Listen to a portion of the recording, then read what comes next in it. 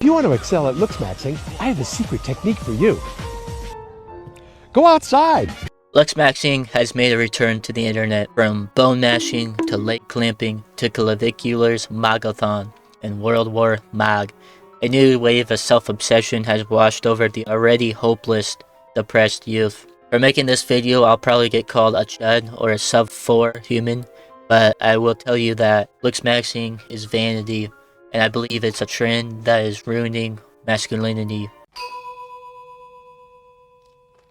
Social media sets near impossible body standards post after post, which collectively distort our own body image, our own self-value, and our own perceived worth. This concept is generally viewed as something that affects women the most, and that men do not suffer from the same types of societal pressure and self-loathing that makes us go delusional. But it's trend like bone mashing and crushing your kneecap with a clamp to extend your height that blow that entire idea out of perceivability. Bone mashing is the idea that if you repeatedly hit yourself in the face, it will reshape your bone structure, giving you that chiseled emo Bruce Wayne look.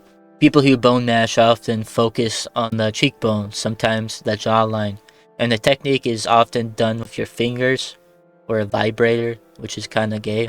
However, some extreme measures have been taken, such as using wooden or metal objects like a spoon or a hammer. But doctors say this is not how it works. They warn this can lead to broken facial bones, nerve damage, and even long-term issues like concussions or permanent loss of sensation. One surgeon I spoke with called it self-induced trauma. So where did this all come from? Well, it is inspired, I believe, by Wolff's Law, which is the principle that bones may become stronger or thicker when under mechanical stress or impact. For example, physical activity like running or weightlifting, which is what you should be doing, will build stronger and healthier bones that are inevitably denser. But there is no data to suggest that hitting yourself repeatedly in the face will remodel your bone structure. You need specific weight-bearing pressure, and even this process of bone remodel can take several years. And while the bone may thicken or strengthen, they do not stretch out. Besides, after puberty, your skull is about as developed as it will be. Bone mashing in your face can cause nerve damage, jaw dysfunction, and microfractures, which can lead to long-term chronic pain and, ironically, asymmetry in the face. Likewise, crushing your knees with a clamp will not lengthen your legs. It does not make you taller. Only real surgical procedures can do that, which are painful, extremely risky, and it should only be performed by those who need it. So I'm not out of the woods yet. I'm far from it. I don't know if I'm ever going to walk normally again. The new development was the pain that I was getting yesterday was actually my tibia broke, where the bottom screw was, where the fixator, that actually split the bone, causing another fracture. Doing this to your knees can permanently disable you. If you are lucky, it will only leave you with chronic pain. Best case scenario, you will only have joint pain that never goes away. Or actually, the best case is do not listen to these liars who want to cripple you and then sell you some grok-generated course on how to look like a dehydrated blowfish.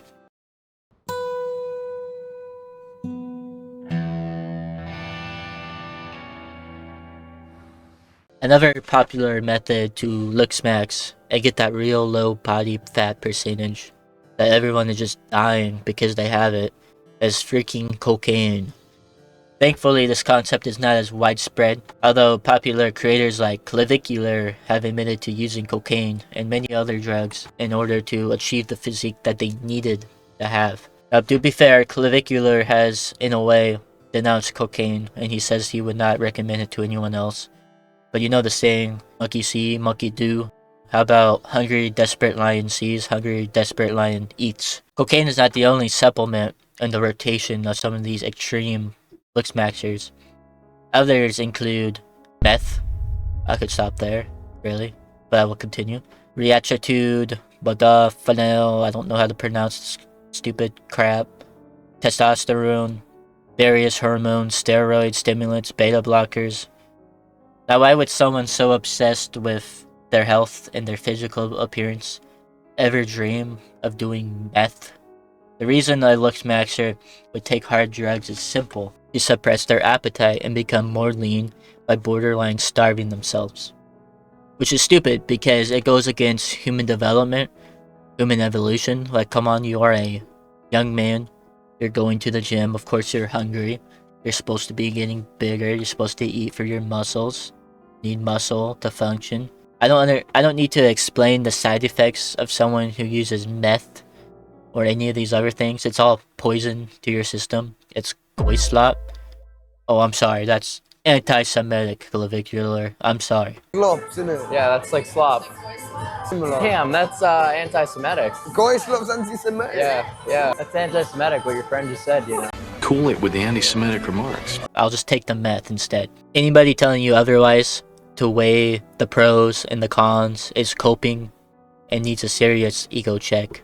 This video isn't meant to attack clavicular. I'm not trying to start beef. I really don't care about the guy. But it's hard not to mention him as he's currently like the face. He's currently the president of Looksmaxxing. He's also responsible for popularizing the old PSL scale, which is an attractiveness tier system, a fancy way of saying someone is X out of 10. I would give this guy about maybe a 2.5 PSL. 2.5? This is an intensive system popularly used to measure facial harmony and other traits such as hair and skincare. 5 is the baseline for being a normie, slang for a normal person. Level 6 to 7. If you laugh at that, click off the video. 6 to 7 is considered Chad light. 8 to 9, Chad. And level 10s are PSL gods.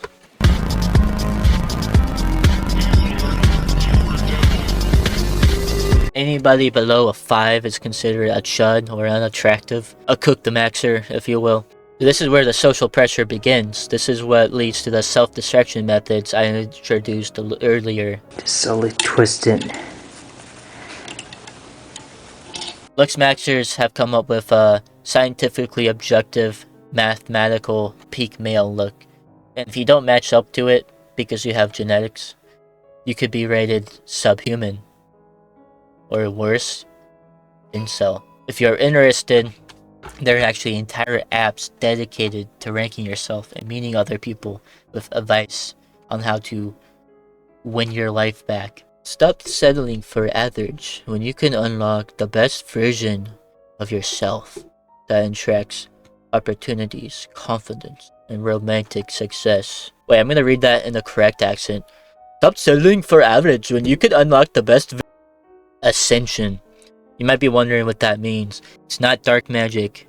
It's not white girl witchcraft. In order to reach the higher levels of attractiveness and have any success in life, you must ascend. Ascension can be viewed 2 different ways. It can either be the journey of self-improvement one undertakes to build themselves up physically, mentally, and spiritually, or it can be defined as by my personal course. I'm not against people striving to improve their physical appearances. I'm not against people who want to look their best. I think that's great. But it's a serious problem, serious issue when people wrap their entire self-worth up in how others perceive them on the outside looking in. Ironically, the main marketing strategy used by those selling Ascension courses is convincing low self-esteemed men that they are helpless, that they will never get the woman.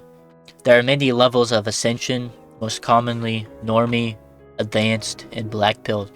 I think the least manly thing about this entire trend is using all the stupid meme language that stopped being ironic 5 years ago. Full package Malger. I like that. Full package Malger. That's going to go on a t-shirt. Which spills right into my next point.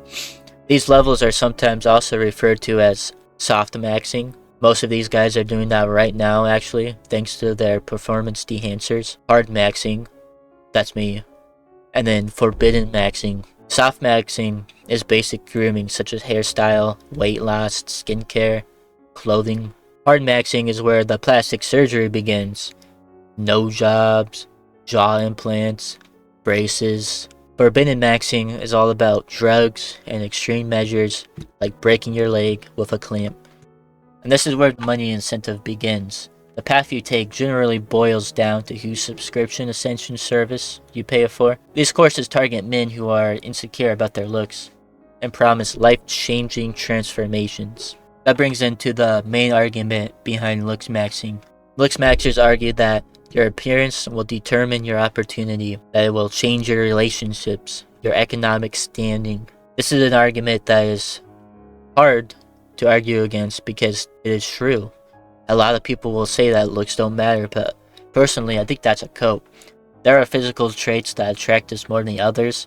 This is scientific, it is proven, and most people have an unconscious bias towards attractive people that we act upon every day without even realizing it. Some people call this the halo effect. Looking good gets you places. It gains people's trust. If I showed up looking homeless to a job interview and androgenic was interviewed right after me, I wouldn't get the job. Partly because I was applying to be the patient in a hair loss commercial, but also because physical attractiveness demands respect. You don't believe me? Think about the advantage that women have everywhere. But it's the same with attractive men who keep themselves well groomed, who are tall, and know how to present themselves confidently. Being attractive doesn't always work for you though.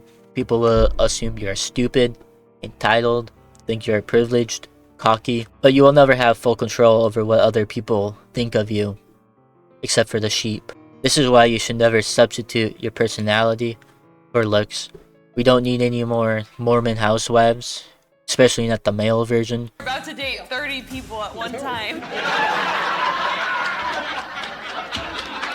Never forfeit your soul for outward vanity. Bowing down to social pressures of the world is not taking the black pill. No amount of sex, drugs, or money will make you complete.